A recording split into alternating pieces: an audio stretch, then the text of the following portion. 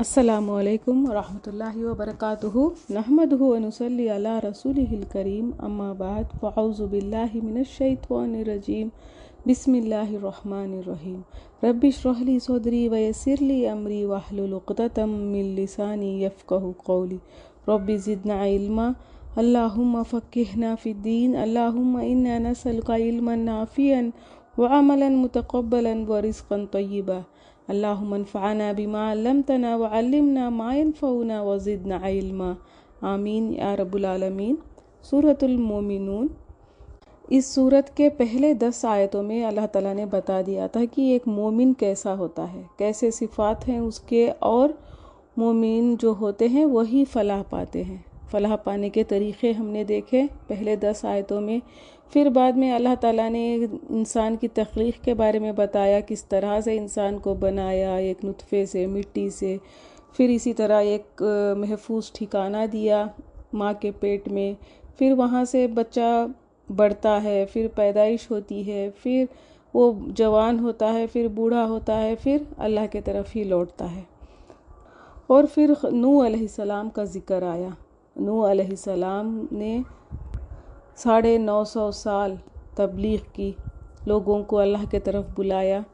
جب بات نہیں مانے، بہت سارے الزامات سہنے کے بعد انہوں نے دعا کی اللہ تعالیٰ سے، تو اللہ تعالیٰ نے کہا کہ آپ ایک کشتی بنائیے، اور کشتی بنانا سکھایا اللہ تعالیٰ نے، اور حکم دیا کہ جو بھی مسلمان ہیں ان کو اس کشتی میں لے لیں، اور جو بھی جانور ہیں، پرندے ہیں، سب کے جوڑے لے کے وہ کشتی میں سوار ہو جائے۔ پھر بعد میں زمین سے پانی اگلا تھا، آسمان سے پانی برسا تھا، دنیا میں پورا پانی تھا، اور پورا شرک، پورے کفر میں جو بھی تھے سب مٹ گئے، اللہ تعالیٰ نے سب کو مٹا دیا۔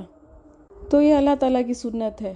اللہ تعالیٰ جب سرکش ہو جاتے ہیں، انسان حد سے بڑھ جاتے ہیں، ان کے اندر بہت زیادہ شرک آ جاتا ہے، تو رسول کو بھیجتا ہے، اور پیغمبر اللہ کی طرف بلاتے ہیں لوگوں کو، اور حق دیکھ کر بھی نہیں مانتے تو پھر وہ مٹ جاتے ہیں۔ تو اس میں ہم نے کیا سبق دیکھا تھا؟ اللہ تعالیٰ سے انہوں نے مدد مانگی تھی، جن لوگوں نے بھی ان کو جھٹلایا تھا، ان کو جھوٹا قرار دیا تھا، بہت سارے الزام لگائے ان پر، لیکن انہوں نے اللہ تعالیٰ سے مدد مانگی۔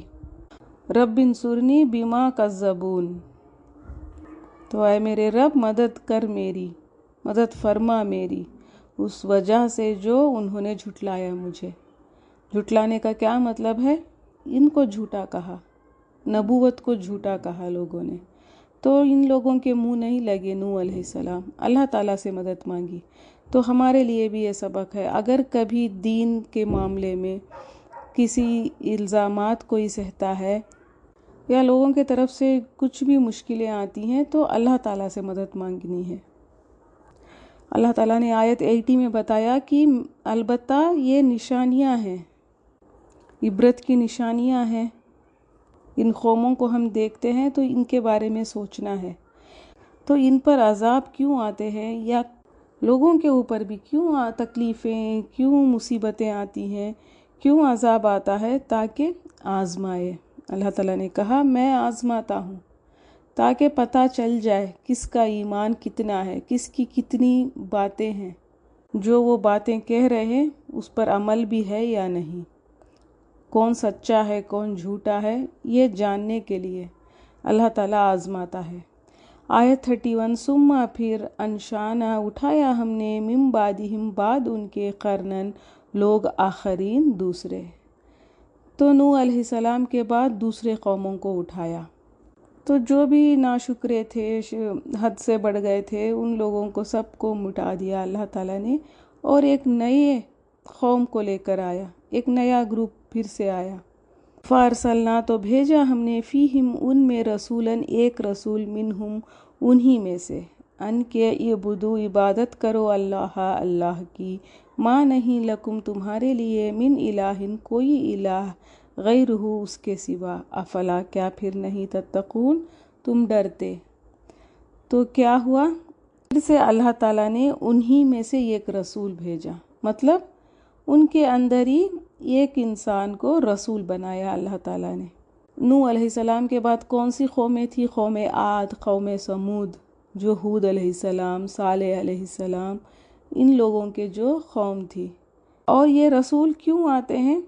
سب کا ایک ہی پیغام ہے، ایک اللہ کی عبادت کرو۔ الہ ہے سب سے اوپر، کوئی اس کے اوپر نہیں ہے۔ جو نوح علیہ السلام نے کہا تھا وہی ان لوگوں نے بھی کہا۔ سب نبیوں کا ایک ہی پیغام ہے، ایک اللہ کے طرف آنو، ایک اللہ کی عبادت کرو جو سب سے اعلیٰ ہے، سب سے اوپر ہے۔ پھر ایک سوال ہے، کیا پھر نہیں تم ڈرتے؟ جو سب سے اعلیٰ ہے، سب سے بڑا ہے، جس نے اس دنیا کو، آسمان کو بنایا، تم کچھ نہیں تھے، تمہیں وجود دیا اور پھر تمہیں پالتا ہے، پروان چڑھاتا ہے، اس کو چھوڑ کے دوسروں کو پکارتے ہو، کیا ڈرتے نہیں ہو؟ افلا تتقون، کیا پھر نہیں تم ڈرتے؟ تقوی، تقوی کا کیا مطلب ہے؟ ڈرنا، کانشیسنس، یہ ہمیشہ محسوس کرنا کہ اللہ ہے، اللہ دیکھ رہا ہے، کہیں اللہ ناراض نہ ہو جائے، کہیں اللہ مجھ سے محبت کرنا نہ چھوڑ دے، یہ تقوی ہوتا ہے۔ نبی صلی اللہ علیہ وسلم نے فرمایا تھا، دل دکھا کے کہا تھا کہ یہاں رہتا ہے تقوی۔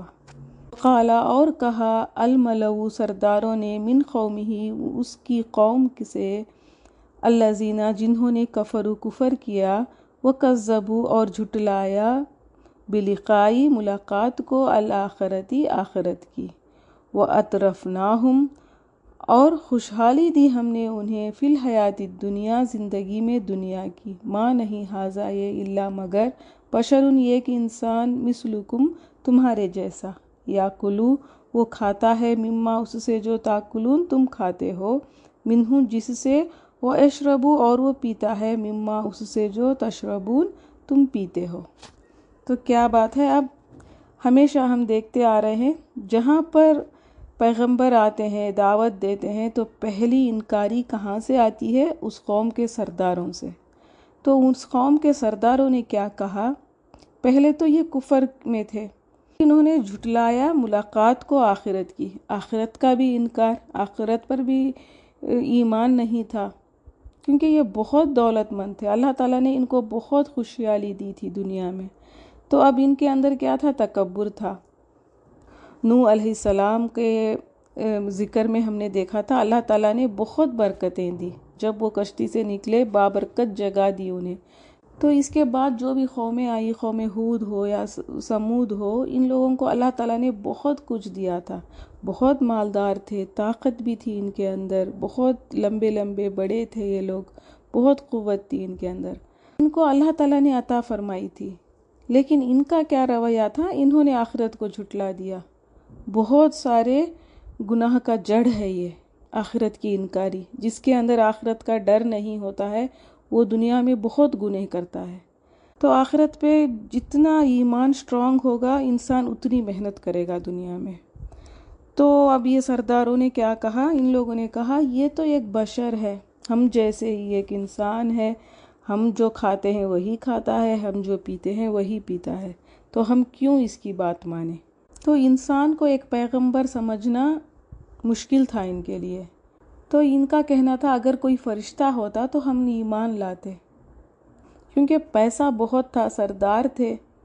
اب ایک انسان، عام سا انسان آ کے کہہ رہا ہے کہ میں اسپیشل ہوں، اللہ تعالیٰ کی وحی آتی ہے مجھ پر، اللہ تعالیٰ کی رحمت ہے مجھ پر، تو اب ان کو یہ بات ہضم نہیں ہوتی تھی۔ نبی صلی اللہ علیہ وسلم کے ساتھ بھی یہی تھا۔ بڑے بڑے سردار تھے مکہ میں، جب نبی صلی اللہ علیہ وسلم کو نبوت ملی تو ان کو ایسا لگ رہا تھا کہ ان پر کیوں آئی ہے، یہ تو عام سے انسان ہے۔ اور دوسرا ریزن بھی کیا ہے؟ اگر ایک انسان پر وحی آتی ہے، ایک انسان نبی بن جاتے ہیں، ان کے مقام جب بہت اونچے ہو جاتے ہیں تو ان کی بات ماننے میں ان کو مشکل لگتی ہے، حسد کی وجہ سے، تکبر کی وجہ سے وہ مانتے نہیں ہیں۔ لوگوں نے بھی یہی کہا یہ تو ہم جیسے ہی انسان ہیں۔ وَلَئِنْ، اور البتہ اگر، اطعتم، اطاعت کی تم نے، بشرن، ایک انسان کی، مثلکم، اپنے جیسے، انکم، یقیناً تم، اذن، تب ہوگے، لخاسرون، البتہ خسارہ پانے والے۔ اور لوگوں کو کیا کہا ان لوگوں نے؟ خود بھی رکے تھے اور دوسروں کو بھی روک دیا تھا۔ انہوں نے کہا کہ اگر تم اس کی بات مانو گے جو ایک انسان ہے تو پھر تم بہت خسارے میں پڑ جاؤ گے، تم اپنے الہوں کو چھوڑ دو گے، اپنے بتوں کو چھوڑ دو گے، یہ نبی کے طرف چلے جاؤ گے تو بہت بڑا خسارہ ہوگا تمہارے لیے۔ ایدکم، کیا وہ وعدہ دیتا ہے تمہیں، انکم کہ بے شک تم اذا جب متم مر جاؤ گے تم، وکنتم اور ہو جاؤ گے تم ترابن مٹی، وعظامن اور ہڈیاں، انکم بے شک تم مخرجون نکالے جانے والے ہو۔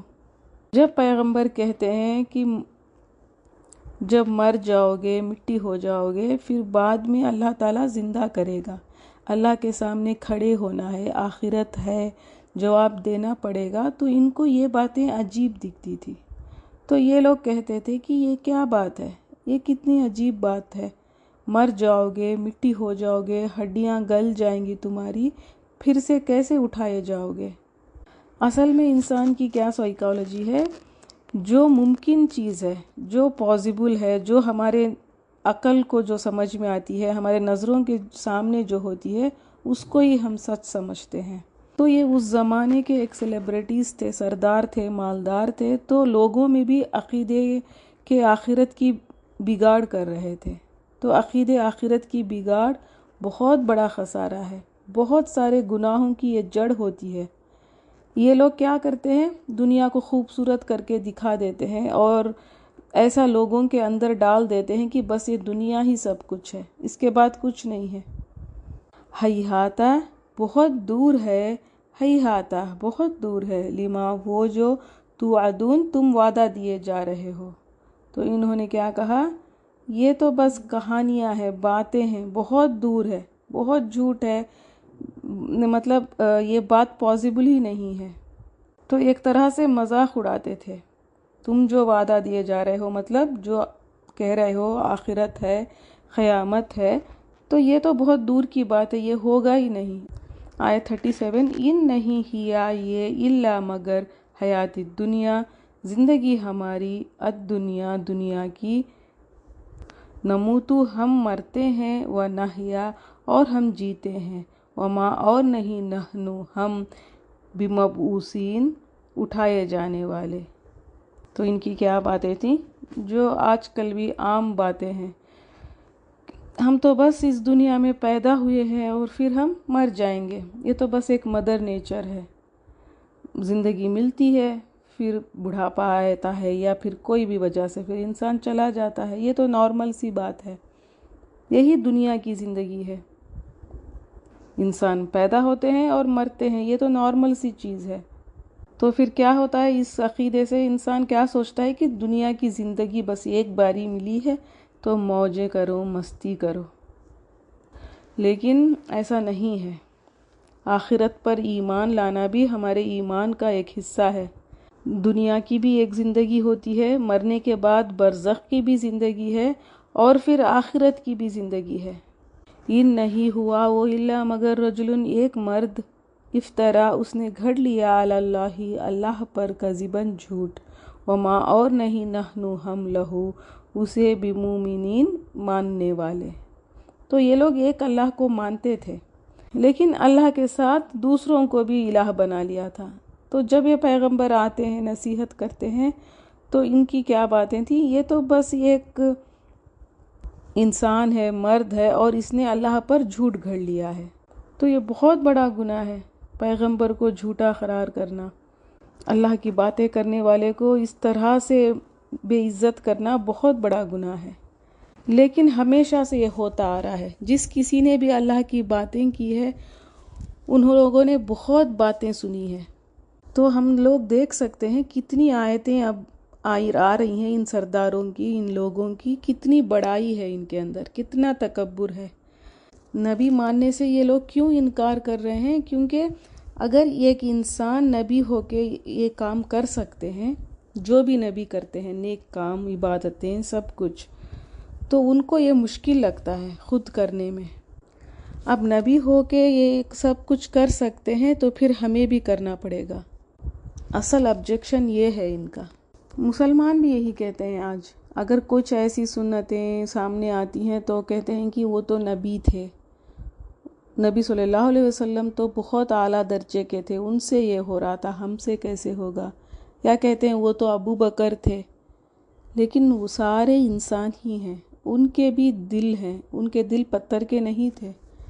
ہم سمجھتے ہیں کہ ہم بڑے سینسیٹیو ہیں، ہمیں بہت محبت ہے اپنے بچوں سے، لیکن وہ لوگ بھی ایسے ہی تھے، اسی لیے ان کا اجر زیادہ ہے۔ وہ انسان ہو کے، عام انسان ہم جیسے ہو کے، انہوں نے بہت بڑے بڑے کام کر لیے۔ قالا کہا ربی اے میرے رب انصرنی مدد کر میری، بما باوجہ اس کے جو کذبون انہوں نے جھٹلایا مجھے۔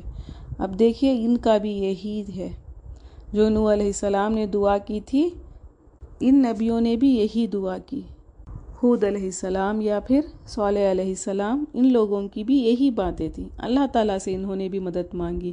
قالا کہا اما اس مدت میں جو قلیلاً تھوڑی ہے، لا یصبحن البتہ وہ ضرور ہو جائیں گے نادمین نادم۔ تو اللہ تعالیٰ نے کیا جواب دیا؟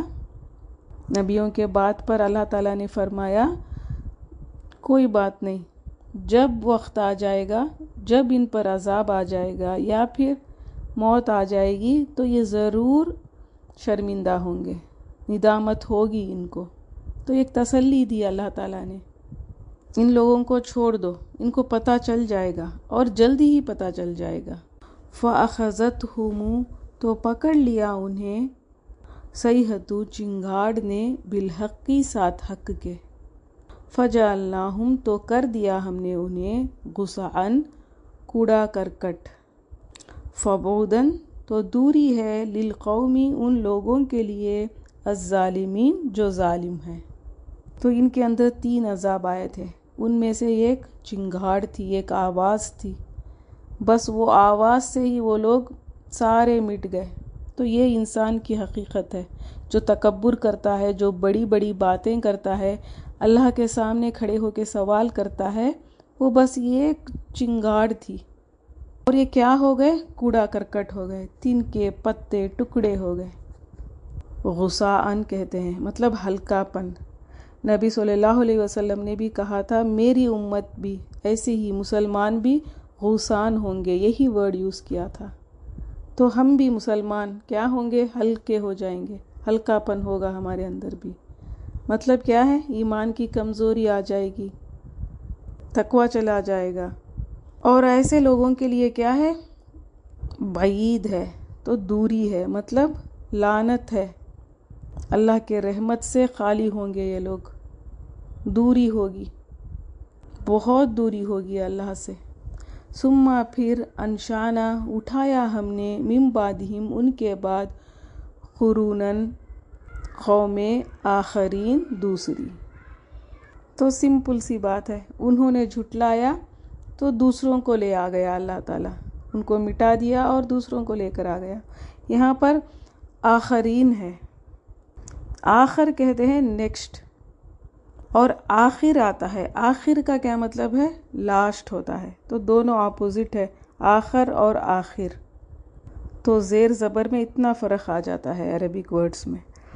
تو کیا ہوا؟ اب دوسری قومیں آ گئیں، ما نہ تسبقو آگے بڑھ سکتی ہے، من امتن کوئی امت، اجلہا اپنے مقرر وقت سے، وما اور نہ یستاخرون وہ پیچھے رہ سکتی ہے۔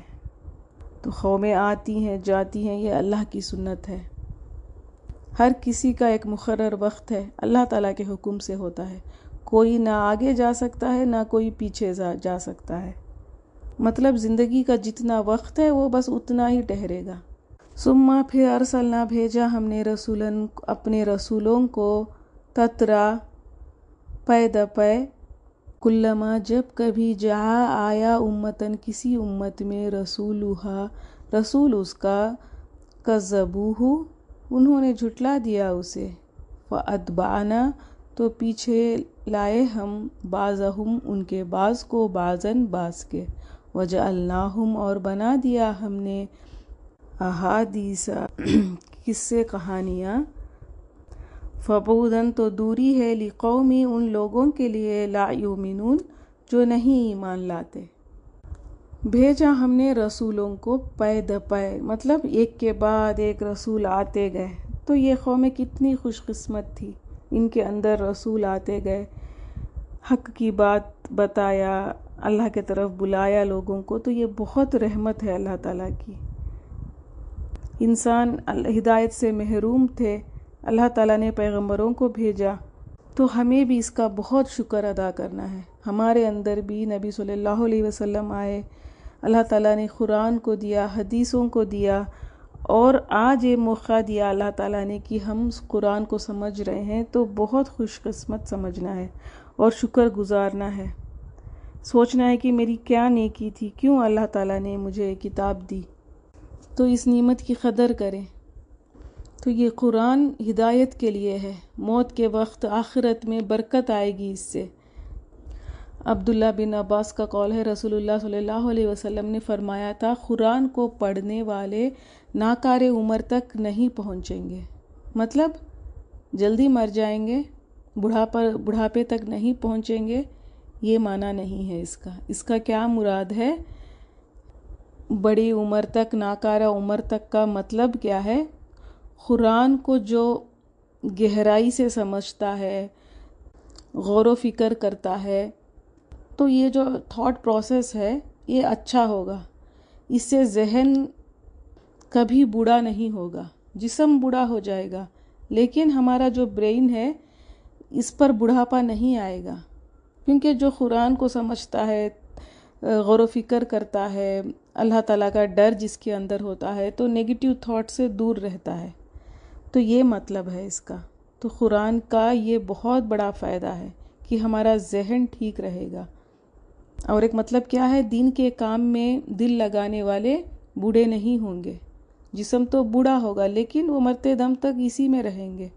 تو یہاں پر کیا بات ہے؟ اللہ تعالیٰ نے پے در پے بہت سارے نبیوں کو بھیجا، لیکن پھر ان امتوں نے کیا کیا؟ جھٹلایا۔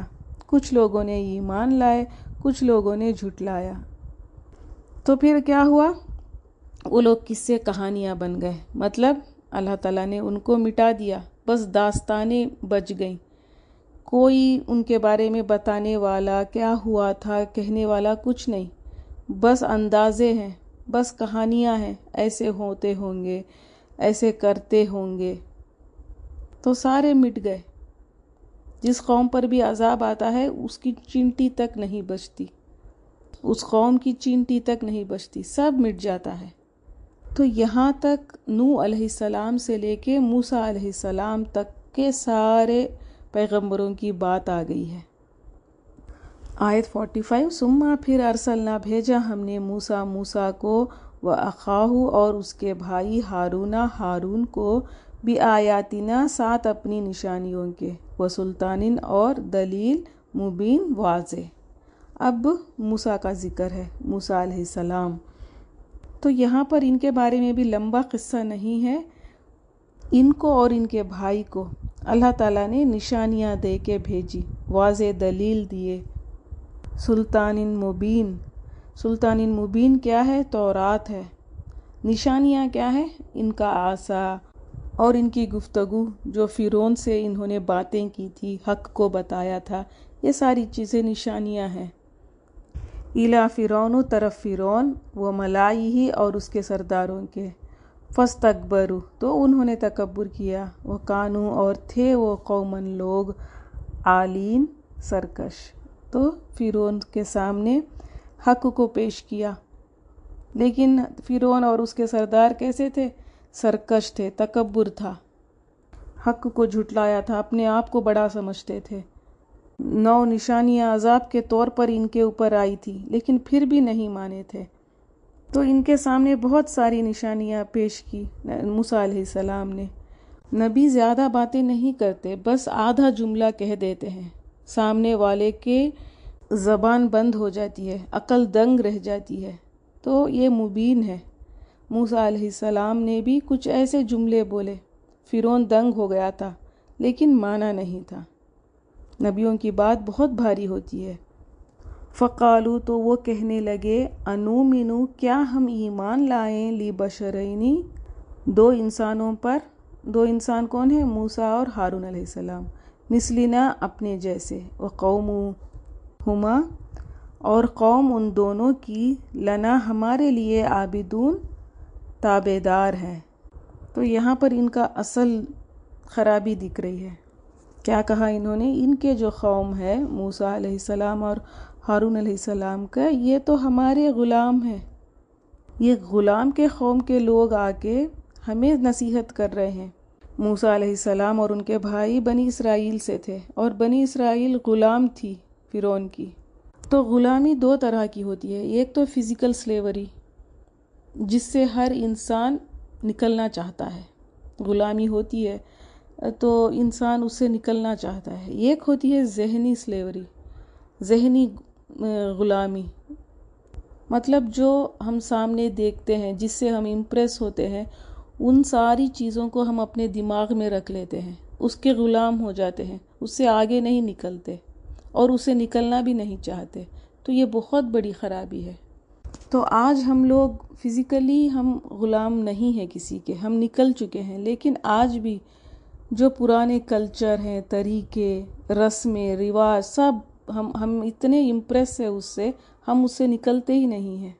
تو اسلام یہی سکھاتا ہے، غلامی سے دور کرتا ہے، بس ایک اللہ کے غلام ہیں اور کسی کے غلام نہیں ہوں گے مسلمان۔ تو یہاں پر فرعون نے کیا کہا ہے؟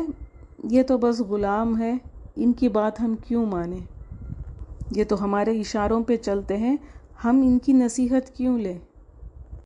آیت 48، فَكَذَّبُوهُمَا تو انہوں نے جھٹلا دیا ان دونوں کو، فَكَانُوا تو ہو گئے وہ، مِنَ الْمُهْلَكِينَ ہلاک ہونے والوں میں سے۔ اللہ کے غلام بننے کے بجائے انسانوں کے غلام بن جاتے ہیں تو ان کا یہ انجام ہوتا ہے۔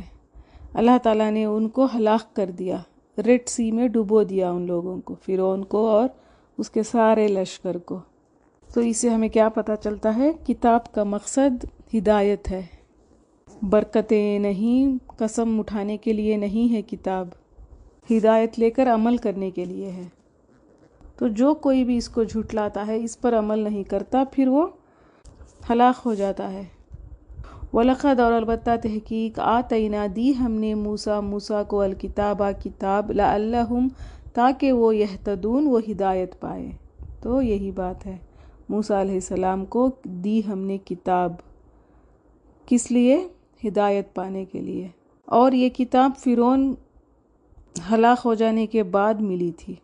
فرعون کو موسیٰ علیہ السلام نے صرف دعوت دی تھی اور اپنے نشانیاں دکھائے تھے نبوت کے، کتاب ان کو بعد میں ملی۔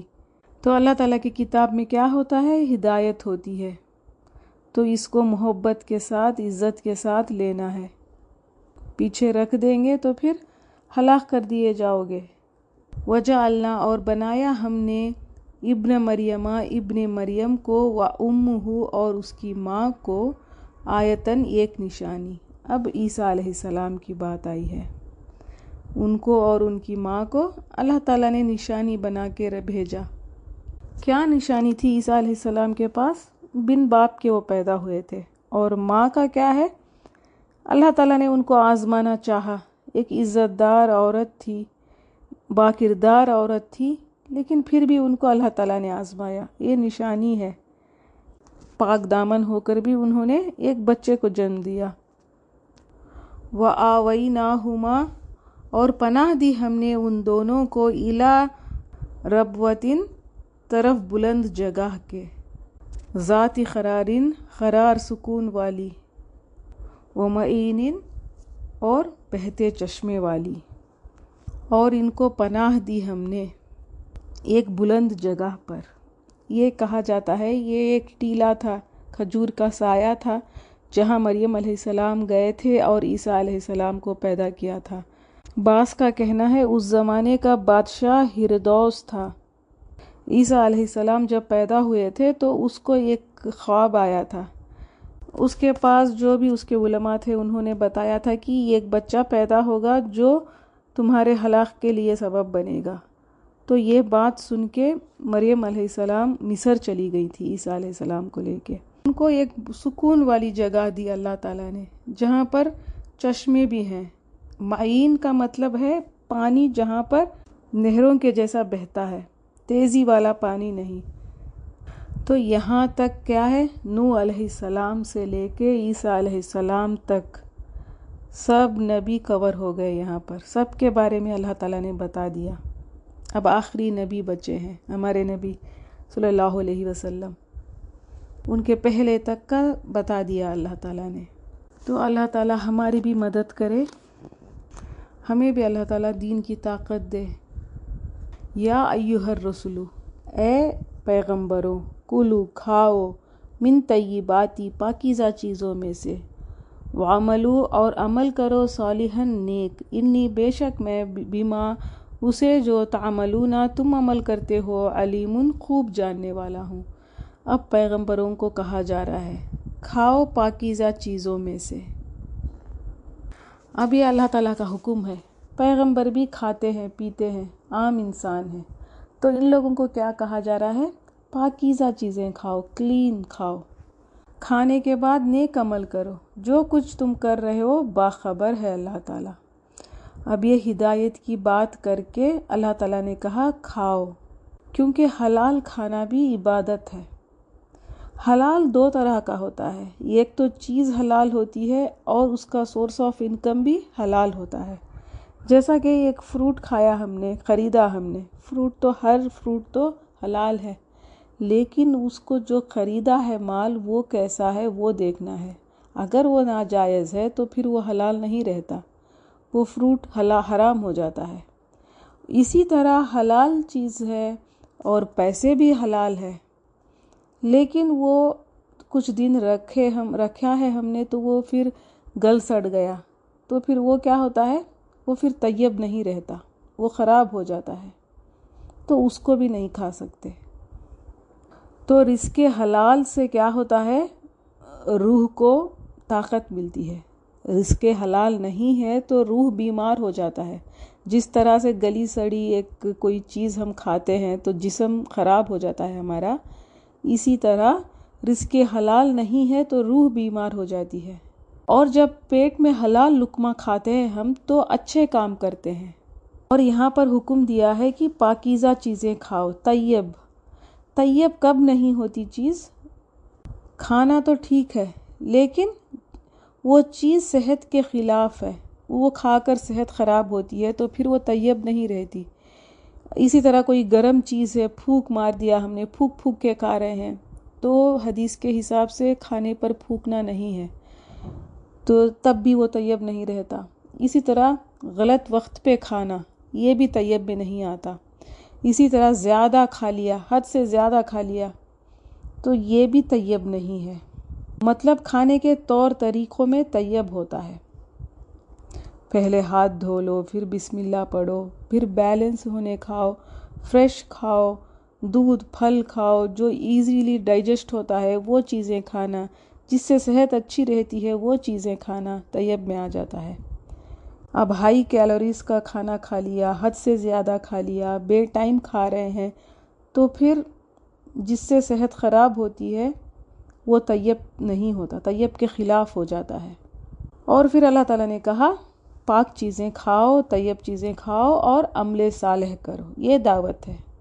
اب یہاں پر رسولوں کو حلال کھانے کا نہیں کہا ہے، کیونکہ رسولوں سے یہ توقع ہی نہیں ہے، یہ ہمیشہ حلال ہی کھاتے ہیں، لیکن یہاں پر طیب کی بات کی ہے اللہ تعالیٰ نے، طیب کھاؤ اور صحت اچھی رکھو، تب انشاءاللہ فائدہ ہوگا۔ اور نبی صلی اللہ علیہ وسلم نے فرمایا تھا اللہ پاک ہے اور پاکیزہ چیزوں کو پسند کرتا ہے، اور حرام کھانے والے کی دعا قبول نہیں ہوتی۔ وہ نمازیں پڑھتا ہے، ہاتھ اٹھا کر دعائیں کرتا ہے، لیکن اس کی دعا قبول نہیں کرے گا۔ کیوں قبول کرے گا اللہ؟ خانہ کعبہ کے کپڑے کو پکڑ کر وہ دعا کرے گا، لیکن اللہ تعالیٰ کیوں اس کی دعا قبول کرے گا؟ کیونکہ وہ حرام کھا رہا ہے۔ تو انبیاء صرف حلال کھاتے تھے اور صرف نیک کام کرتے تھے، تو ہمارے جسموں میں بھی اللہ تعالیٰ کی توفیق سے پاک صاف مال جائے اور ہم ہماری چھوٹی چھوٹی ٹوٹی پھوٹی نیکیاں بھی کریں، اللہ تعالیٰ اس میں بھی برکت ڈالے۔ وَإِنَّ اور بے شک حاضی ہی یہ उम्मतुकुम उम्मत तुम्हारी, उम्मतन उम्मत है, वाहिदतन एक ही, व अना और मैं, रब्बुकुम रब हूँ तुम्हारा, फत्तकून पस डरो मुझसे। तो ये बड़ी बात है, एक रब है और एक ही उम्मत है। 313 रसूल आए, 1,24,000 अम्बिया हैं, 25 नबियों का ज़िक्र कुरान में आया है। सबका एक ही कलिमा था, ला इलाहा इल्लल्लाह, अहले तौहीद था। सारे रसूलों का एक ही पैगाम था, एक अल्लाह के तरफ बुलाया था, सबकी एक ही बात थी। तो सिर्फ़ और सिर्फ तकवा होता है जो लोगों को जोड़ता है। लेकिन फिर क्या हुआ, लोगों ने इस दीन को टुकड़े टुकड़े कर दिया। फ़तक़त्तऊ तो उन्होंने जुदा जुदा कर लिया, अम्रहुम मामला अपना, बैनहुम आपस में, ज़ुबुरन टुकड़े टुकड़े करके, कुल्लु हिज़बिन हर फरीक़ गिरोह के लोग, बिमा उस पर जो, लदैहिम उनके पास है, फरीहून खुश हैं। फिर क्या हुआ, एक ही उम्मत थी, एक ही पैगाम था, एक अल्लाह था, लेकिन फ़िरके फ़िरके बन गए। क्यों हुआ, दीन तो एक था, लेकिन अपनी ख्वाहिशात आ गई थी बीच में। इस्लाम आने के बाद भी, नबी सल्लल्लाहु अलैहि वसल्लम जाने के बाद भी 300 साल तक कोई फ़िरका नहीं था। लेकिन आहिस्ता आहिस्ता क्या हुआ, मुसलमानों में भी बहुत सारे फ़िरके बन गए। नबी सल्लल्लाहु अलैहि वसल्लम के बारे में जो भी हदीसें लिखी थी, बहुत सारे लोगों ने लिखी थी। जो भी इमाम है आज जो मानते हैं लोग, उन लोगों ने कहा था अगर कोई स्ट्रॉन्ग नरेशन के साथ कोई हदीस मिलेगी तो हमारी बात को दीवार पर दे मारना। मतलब अगर कोई ऐसी सही हदीस है तो इमामों की बात भी नहीं ली जाएगी, क्योंकि हक़ तो वाज़े है, दीन पहुंचा दिया है नबी सल्लल्लाहु अलैहि वसल्लम ने। लेकिन बाद में क्या हुआ, दीन एक बिज़नेस बन गया और बहुत सारे फ़िरके आ गए। आज क्या हालत है, आज मस्जिदें अलग हैं, एक फ़िरका दूसरे फ़िरके से बात नहीं करता और बस जन्नत से भी बेदखल कर दिया है दूसरे फ़िरक़ों को। कहते हैं कि हम ही जन्नती हैं, बाकी के कोई जन्नती नहीं है। अल्लाह ताला ने यहाँ पर कहा है कि फ़िरके बनाए और अपने नाम पे भी खुश हैं, तकब्बुर है अपने नाम पे। कुछ लोग कुरान को नहीं मानते, कुछ लोग हदीसों को नहीं मानते, कुछ लोग अल्लाह को मानते हैं, नबी सल्लल्लाहु अलैहि वसल्लम को नहीं मानते। किसी ने नबी सल्लल्लाहु अलैहि वसल्लम को बहुत ऊपर रख दिया है। फ़िरके बाजी में जब दीन का नाम आ जाता है तो डेफिनेटली उसमें ईगो आ जाता है इंसान के अंदर। बरेलवी, देवबंदी क्यों है ये सारे, कहाँ से आए हैं, पहले कुछ नहीं था और अपने आप में फ़ख्र है सबको। फ़िरका फ़र्क कब है, अगर कोई अल्लाह को नहीं मानता है तो वो फ़र्क है। हाथ नमाज में ऊपर रख के बांधा है या नीचे रखा है, इससे कोई फ़र्क नहीं पड़ता, ये फ़िरके नहीं है। इस तरह से मस्जिदें अलग नहीं कर सकते। हमें क्या अमल करना है, सबकी रेस्पेक्ट करना है। पहले तो बड़े बड़े उलमा हैं, वो कुछ भी कर लें, कुछ भी कहें, पहले तो उनकी रेस्पेक्ट करना है, फिर बाद में उनको छोड़ देना है। फ़ज़रहुम तो छोड़ दीजिए उन्हें, फ़ी गमरतिहिम उनकी गफलतों में, हत्ताहीन एक वक्त तक। तो अल्लाह ताला ने यही कहा है, इनके हाल में छोड़ दो। इस तरह से जो फ़िरक़ेबाज़ी करते हैं, दूसरों को बेइज़्ज़त करते हैं या दूसरों को बेदखल कर देते हैं, तो ऐसे लोगों से क्या करना है, उनको छोड़ दो। इनको समझाना मुश्किल है। और इसी तरह अहले किताब जो भी थे, यहूद नसारा, इन लोगों में भी बहुत फ़िरक़े बन गए। अब मुसलमानों में भी बहुत हैं। तो ये लोग अपने अपने अंदर खुश हैं, तो अल्लाह ताला ने कहा है इनको छोड़ दो, ये जिहालत में है, इनको अकल नहीं है, ये नहीं समझेंगे। अब इनको कब तक छोड़ दो, एक वक्त तक छोड़ दो। आयह सबूना क्यों वो समझते हैं, अन्नमा की बेशक, नुमिद्दुहुम जो हम मदद दे रहे हैं उन्हें, बिही साथ किसी भी चीज़ के, मिम मालिन माल से, व बनीना और बेटों से। तो ये आयत एक क्वेश्चन मार्क है। अगर आप इस आयत को क्वेश्चन मार्क कर रखेंगे तो आपको बात समझ में आएगी। तो अल्लाह ताला ने क्या कहा है کیا وہ سمجھتے ہیں جو ہم مدد دے رہے ہیں انہیں ساتھ کسی بھی چیز کے، چاہے مال ہو یا بیٹوں سے؟ اگر کسی کے پاس مال ہے یا بیٹے ہیں تو وہ کیا سمجھتے ہیں کہ اللہ ان سے راضی ہے؟ تو یہ ایک چیز ہے جو اللہ تعالیٰ کی سنت ہے، کیا ہے، جتنا اللہ کو چھوڑتا ہے انسان اس کو اتنی دنیا ملتی ہے۔ تو اللہ تعالیٰ کا یہ سوال ہے، کیا ہم مدد کر رہے ہیں ان کی؟ کیا سمجھتے ہو آپ؟ یہ جو دنیا میں اتنا ترقی ہو رہی ہے ان کی، کیا اس میں بھلائی ہے؟ اللہ تعالیٰ بھلائی کر رہا ہے؟ کیا یہ اللہ کے طرف سے ہے؟ اللہ راضی ہے ان پر؟ ابو جہل کی، ابو لہب اور عتبہ بن شیبہ، یہ سارے لوگ بہت فخر میں تھے کیونکہ ان کے پاس مال تھا، بیٹے تھے۔ تو اللہ تعالیٰ کا سوال ہے، کیا یہ آزمائش کو انعام سمجھ رہے ہیں؟ نساریو کہ ہم جلدی کر رہے ہیں، لہم ان کے لیے، فی الخیراتی بھلائیوں میں، بلکہ لا یشعرون نہیں وہ شعور رکھتے۔ تو اصل چیز کیا ہے؟ ہم جلدی کر رہے ہیں ان کے لیے بھلائیوں میں، ہم ان کو بھلائیاں دے رہے ہیں۔ ایسا نہیں کہ اللہ ان سے راضی ہے، لیکن اللہ تعالیٰ ان کو دیتا جاتا ہے، دیکھتا ہے اللہ تعالیٰ کہ یہ انسان کہاں تک جائے گا۔ تو ان کو پتہ ہی نہیں ہے کہ یہ اللہ کی پکڑ ہے۔ جب دنیا میں بہت ساری نعمتیں ملتی ہے انسان کو تو وہ اپنے آپ کو صحیح سمجھتا ہے۔ تو یہ آزمائش ہے، اس کو سمجھنا ہے انسان کہ یہ نعمت ہے، یہ آزمائش ہے، میں اس سے اللہ سے نزدیک ہو رہا ہوں یا دور جا رہا ہوں۔ اگر دور جا رہا ہے تو پھر وہ آزمائش ہے۔ تو مال سے، بیٹوں سے غفلت آ جاتی ہے انسان کے اندر۔ تو جو بھی نعمت ہمیں ملی ہے تو ہمیں چیک کر لینا ہے، ہم اس نعمت کو لے کے اللہ سے دور ہو رہے ہیں یا اللہ کے قریب جا رہے ہیں۔ اگر قریب جا رہے ہیں تو وہ انعام ہے، اگر دور جا رہے ہیں تو یہ آزمائش ہے۔ کبھی غفلت نہیں کرنی اس سے۔ یہاں پر کیا کہہ رہا ہے اللہ تعالیٰ؟ نہیں وہ شعور رکھتے، ان کو پتہ ہی نہیں ہے، وہ چلے جا رہے ہیں۔ اذان کی آواز سن کے گاڑی نہیں رکتی، بیوی فون کرتی ہے اور کہتی ہے کہ بچوں کے لیے آج آئس کریم لے کر آؤ، تو گاڑی رک جاتی ہے۔ تو یہ کیا ہے؟ یہ شعور نہیں ہے، کیا کر رہے ہیں پہلے سے ہی پتہ ہے، فکس کرا ہے اپنے آپ کو کہ کون سی چیز کرنی ہے، کون سی چیز چھوڑ دینی ہے۔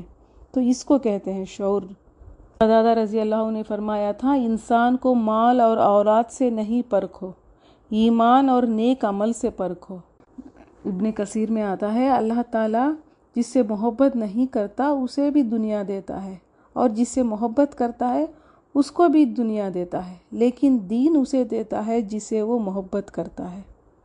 تو کبھی بھی کسی کافر کو یا گنہگار کی نعمتوں کو دیکھ کے حسرت نہ کرے، کبھی یہ نہیں سوچے کہ اللہ نے اس کو کتنا دیا ہے، کیوں دیا ہے، ہم تو ایمان والے ہیں، ہمیں تو کچھ نہیں دیا، تو یہ غلط ہے۔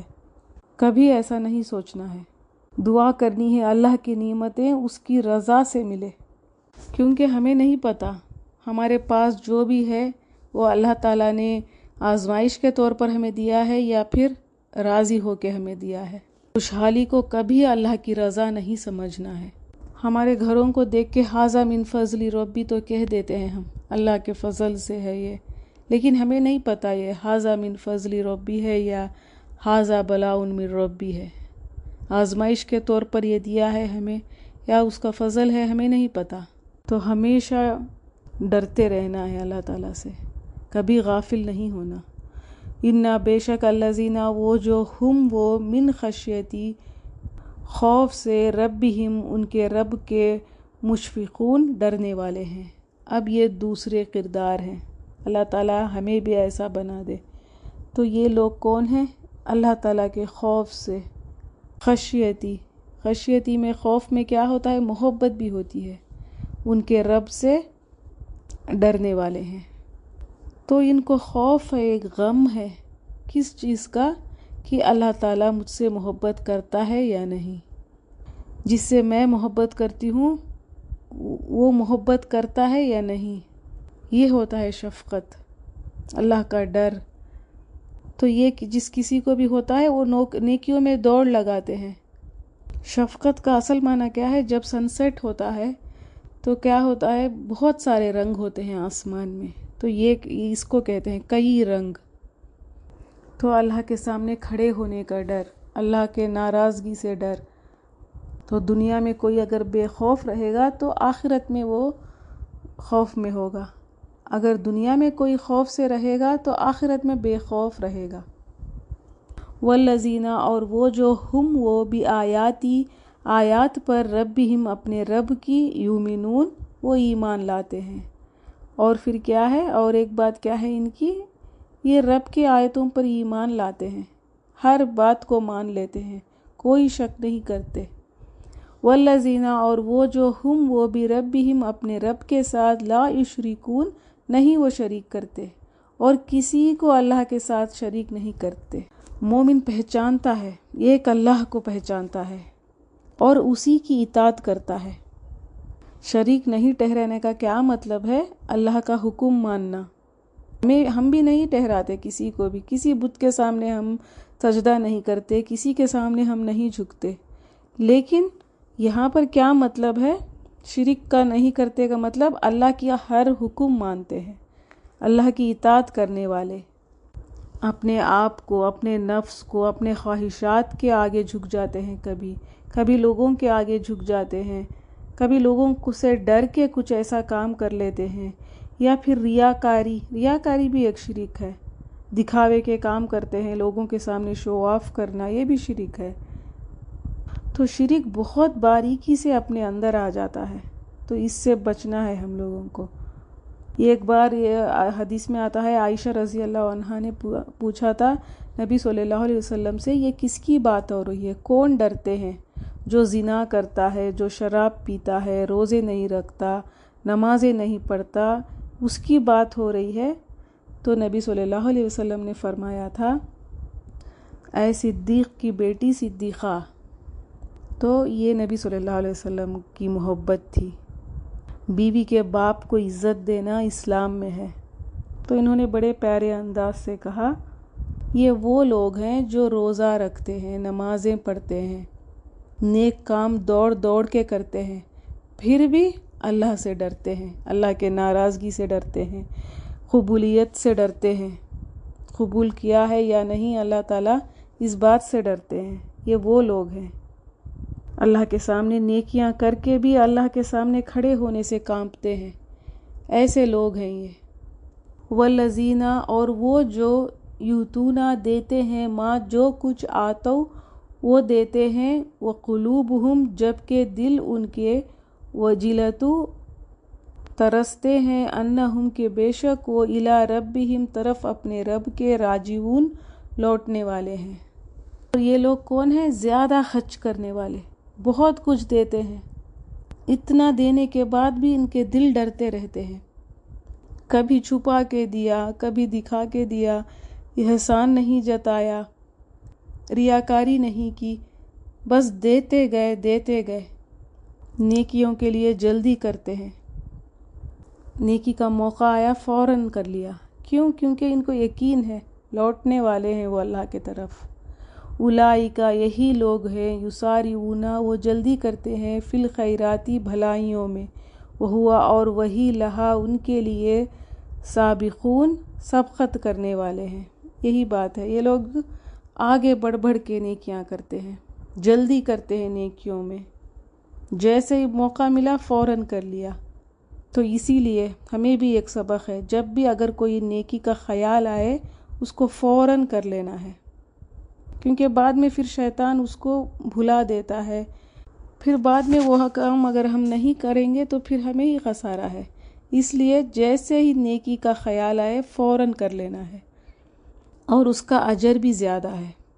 اور یہ لوگ کون ہیں، سبقت کرنے والے، فوراً سب سے پہلے کام کرنے والے۔ دنیا میں چاہے ہم لوگوں کو ایسا دکھے کہ یہ پیچھے ہیں دنیا کی ترقی میں، لیکن جس کا زندگی کا مقصد ہی یہی ہے کہ وہ نیکیوں میں آگے جانا ہے، اللہ کا حکم مانا ہے، تو پھر آج چاہے وہ پیچھے رہیں، بعد میں وہ آگے چلے جائیں گے۔